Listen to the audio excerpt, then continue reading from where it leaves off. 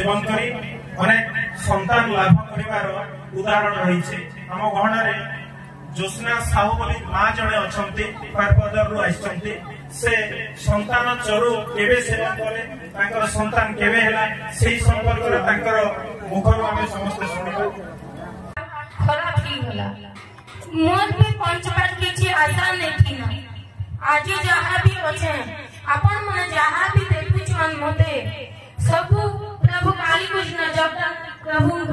आशीर्वाद आज हुए तो मुई नहीं थी दुनिया ने मोर स्वामी भी नहीं थे आई छुआ के दुलर कथा प्रभु मोके खाली गोटे धरती थी मुई धनसुली शाखा तो मोर मला सुसुल घरे गुरु बाबा नहीं थिले तो सेठी मते गुरु बाबा कहले तो सब दुख मते दी दे और खाली तू मंत्र ना तो मुई मंत्र नेली आ किसी नहीं जाने कि केबे पूजा भी नहीं करी जानी थी जॉब नहीं जानी थी एबे भी ठीक करू छ कि भूल पर नहीं जाने किंतु जहां भी मोर मन की आशा আছে मोर सब पूरा ही छै